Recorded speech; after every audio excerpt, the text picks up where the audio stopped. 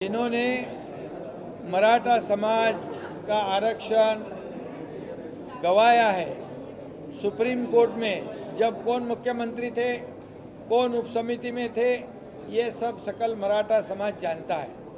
अभी हमारी सरकार ये राज्य में कानून व्यवस्था बनाए रखने की पूरी कोशिश कर रही है और मनोज जरंगे पाटिल इन्होंने भी आह्वान लोगों को किया है कि मराठा समाज ये बहुत ही शांति प्रिय और शिस्त प्रिय तरीके से आंदोलन उनके होते हैं। इस आंदोलन में कौन भड़काने का काम करता है, कौन ये आगजनी कर रहा है, कौन कानून व्यवस्था यहाँ पर बिगाड़ने की कोशिश कर रहा है, इसके ऊपर पूरी तरह सरकार का ध्यान है और निश्चित रूप से मराठा समाज को पूरी तरह फुल प्रूफ जो टिकाऊ होगा कानून के दायरे में जो बिठाने के बाद ये मराठा आरक्षण देने का सरकार की जिम्मेदारी है और अन्य समाज को किसी को भी बाधा नहीं पहुंचाते हुए ये मराठा समाज को आरक्षण देने का काम सरकार करेगा।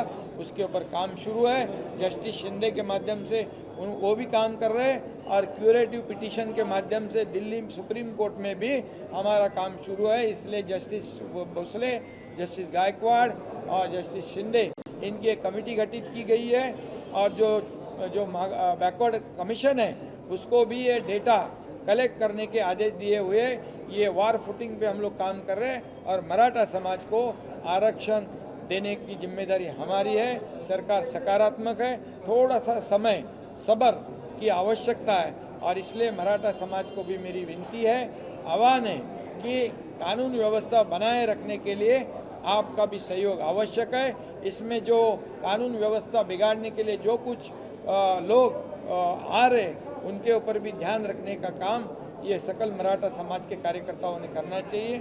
इतने ही मेरी सबसे विनती है। लोक कल जिस प्रकार की घटना भीड़ में हुई है इसका समर्थन नहीं किया जा सकता। मराठा आरक्षण के संदर्भ में राज्य की सरकार पूर्ण रूप से सकारात्मक है। कुछ निर्णय आज भी मंत्रिमंडल ने लिए हैं। लॉन्ग टर्म में इस प्रश्न को छुड़ाने के लिए सुप्रीम कोर्ट की क्यूरेटिव पिटीशन भी अभी मेंशन की गई है और सुप्रीम कोर्ट उसको सुनने वाला है।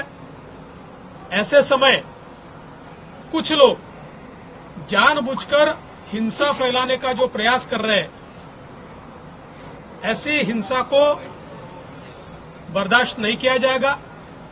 उनके ऊपर कार्रवाई होगी। कई लोगों को आइडेंटिफाई किया गया है। सारे सीसीटीवी फुटेजेस हमको मिले हैं।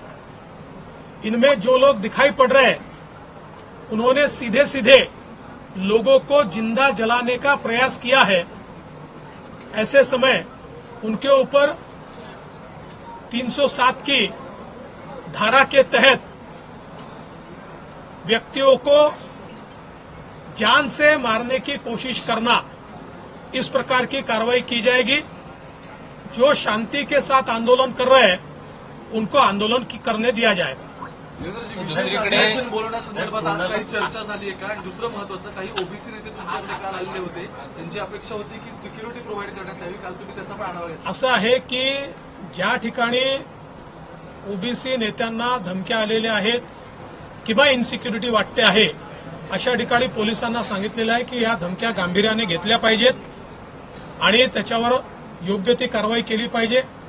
काही लोक फेसबुकच्या माध्यमातून किंवा सोशल मीडियाच्या माध्यमातून धमकी देत आहेत.